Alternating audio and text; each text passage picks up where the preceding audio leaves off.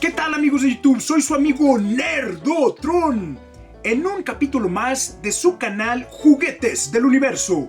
Un canal donde estamos llenos de cultura pop y llenos de nostalgia por todos aquellos juguetes, por todos aquellos personajes y por todos aquellos videojuegos que durante la década de los 80s fueron creados y que a través de más de 40 años han influenciado a varias generaciones.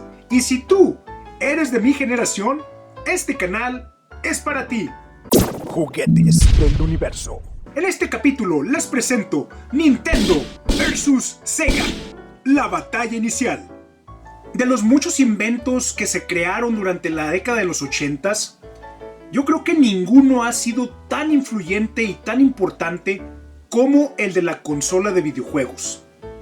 Este invento marcó el nacimiento de una industria de los videojuegos que hasta el día de hoy sigue evolucionando y sigue creciendo a pasos agigantados. Les voy a contar la historia de dos titanes de los videojuegos que lanzaron sus consolas de tercera generación y se enfrentaron en una batalla sin cuartel para conquistar y establecerse en el mercado de los videojuegos.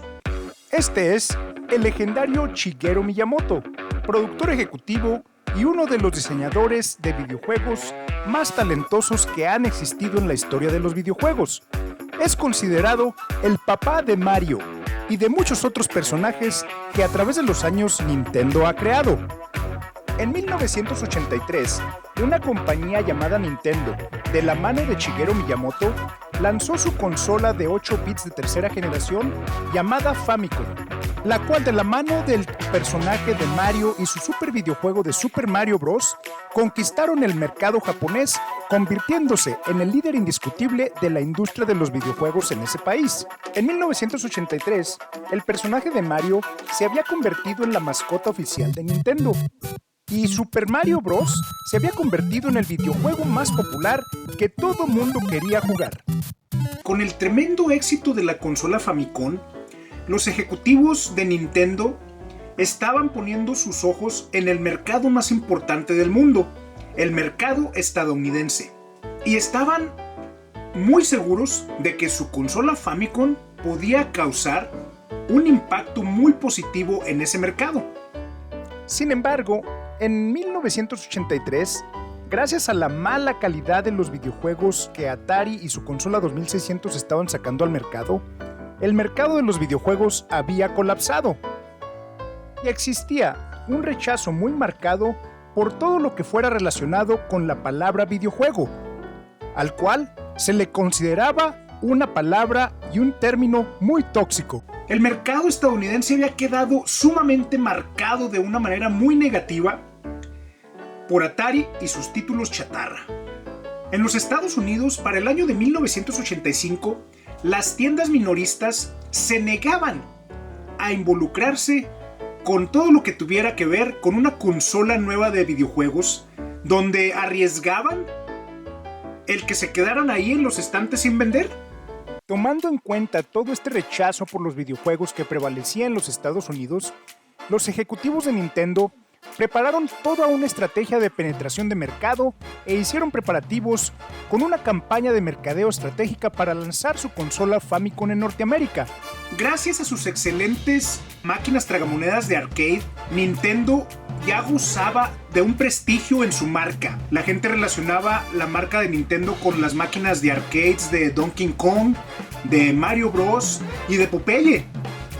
A mí me encantaba Popeye. Nintendo tenía un prestigio dentro de ese niche de mercado. Aún así, Nintendo y sus ejecutivos estaban muy conscientes de que se tenían que enfrentar a un mercado que estaba totalmente cerrado a la industria de los videojuegos. Nintendo implementó una estrategia donde rediseñó totalmente su consola Famicom para que se pareciera más a un componente de centro de entretenimiento más que a una consola de videojuegos, y rebautizó a su sistema Famicom con el nombre de Sistema de Entretenimiento de Nintendo, o por sus siglas NES. La consola de NES se mostraba con unos periféricos como la pistola de luz que respondería a las indicaciones en pantalla y también venía centrada con un robot llamado Rob y sus videojuegos interactivos. Básicamente, todo lo relacionado con la consola NES estaba destinado a ser lo más parecido a un juguete muy avanzado del futuro, para evitar así cualquier asociación con la entonces temida etiqueta de videojuego. Fue una idea ingeniosa. Un verdadero caballo de Troya que infiltró al mercado de los Estados Unidos. O sea, es que Nintendo no hacía tontos a nadie. Todos sabíamos que era una consola de videojuegos. Hasta un niño podías ver claramente que se trataba de una consola de videojuegos. Pero el robot Rob sirvió para el lanzamiento de esta plataforma como algo súper avanzado. Y también servía a los niños, ¿no? De excusa, la excusa perfecta para decirles a sus papás: papá, ¿me compras ese robot? Quiero ese robot, por favor, papá. ¿Sí, me lo compras? Quiero ese robot, por favor. Pues los niños, cuando se ponen en su plan de que yo quiero esto, ¿qué hacen los papás? Sí, mijo, ¿sabes qué? Te lo va a traer Santa Claus. O para tu cumpleaños. Está bien, te lo compro. El niño había logrado su cometido y Nintendo había logrado su misión: penetrar el mercado de los videojuegos, haciendo que la gente comprara su consola para el hogar. Y este Rob es considerado como el caballo de Troya que rescató a la industria de los videojuegos en los Estados Unidos. Nintendo aprendió muy bien de los errores de Atari y se quiso asegurar de que todos los posibles escenarios en los que Atari había fracasado, implementó un sistema de control de calidad muy estricto, donde simplemente ellos eran los únicos que podían fabricar los cartuchos de videojuegos, y donde ellos diseñaron un sello de calidad de Nintendo. Este sello oficial estaba en todos los productos oficiales de Nintendo: videojuegos, controles, periféricos, la consola. Este sello que a mí siempre que lo veía decía: ¡ah, qué padre! Esto es producto oficial de Nintendo. Y eso le daba mucha paz a los consumidores de que estaban controlando la calidad de sus productos. También Nintendo implementó un chip donde se bloqueaban los juegos que no tuvieran la licencia oficial de Nintendo. Si un juego no tenía la licencia oficial de Nintendo, la consola de NES pues simplemente no lo tocaba el juego. Nintendo se aseguró de que todos sus juegos obtuvieran las licencias adecuadas en un proceso de producción muy controlado. Nintendo se lanzó originalmente en los Estados Unidos con un catálogo de 17 juegos. Estos juegos estaban empacados en unas cajas negras y que mostraban en sus portadas ilustraciones del personaje del videojuego tales y como se veían en la pantalla. Nintendo se posicionó como una consola que realmente era fiel a su publicidad y ofrecía unos juegos con gráficos de alta calidad. Algunos de estos títulos se volvieron súper populares, tales como el Kung Fu, Excitebike, Duck Hunt y por supuesto Super Mario Bros. Estos juegos son conocidos como las cajas negras de Nintendo y actualmente son unos videojuegos que entre los coleccionistas son muy valorados. A finales de 1986, Nintendo Entertainment System se vendía a nivel nacional en todos los Estados Unidos, y Nintendo eventualmente repetía su estrategia de incluir el videojuego de Super Mario Bros. Con la consola NES.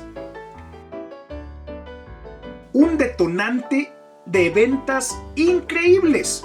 Si querías jugar a Super Mario Bros. En tu casa, tenías que tener la consola de Nintendo.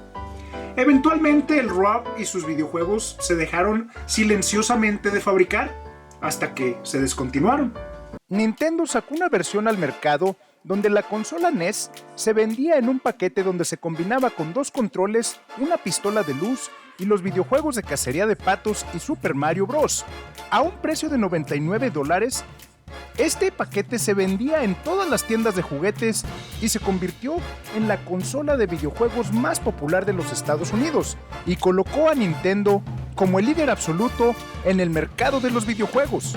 Era el regalo perfecto para cualquier niño, para cualquier adolescente de cumpleaños o de Navidad. Todos queríamos tener el Nintendo. En una industria tan lucrativa como lo es la de la industria de los videojuegos, pues no se podía quedar sin competencia. Y en 1985, una compañía llamada Sega lanzaba su primer consola de 8 bits, el Master System. La consola Master System de Sega fue lanzada para competir directamente con la consola Famicom en Japón y la Nintendo Entertainment System en el resto del mundo. Esta consola de Sega era más poderosa que la NES de Nintendo y poseía versiones más nuevas y mejoradas de hardware, que permitían un mayor procesamiento de gráficos y sonido. La guerra de las consolas había oficialmente comenzado, y Sega y su Master System, con un precio de $99, era un competidor directo de la consola NES de Nintendo. Sega y su Master System estaban desarrollando muy buenos juegos, tales como Alex the Kid, Wonder Boy, OutRun y Sonic the Hedgehog. Pero Sega no poseía una mascota o un personaje insignia o un videojuego que pudiera competir con el videojuego de Nintendo de Super Mario Bros.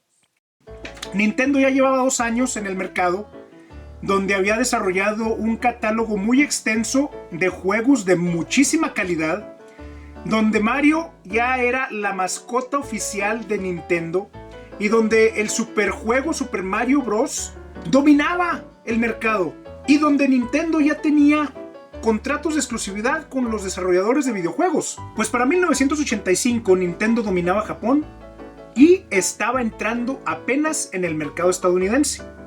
Sega también se lanzó en el mercado de los Estados Unidos, sin embargo, pues no logró despegar, porque Nintendo pues ya había hecho su trabajo de conquistar las mentes y los corazones de los niños. Una batalla muy difícil para Sega, pero sin embargo, en Sega se pusieron las pilas y supieron sacarle provecho y decidieron enfocarse en otros mercados donde Nintendo tenía muy poca o ninguna presencia, como Australia, Europa y Brasil, donde en Brasil se posicionó como la consola número 1 del país.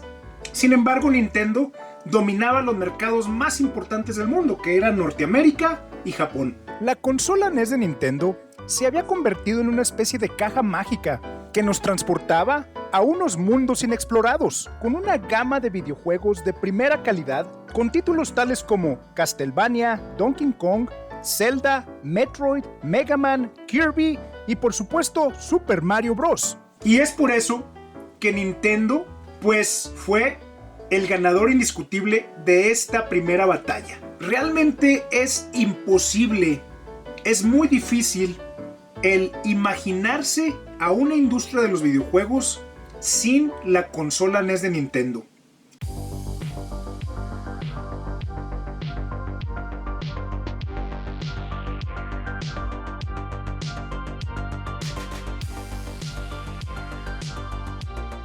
Pero la historia no acaba aquí, amigos.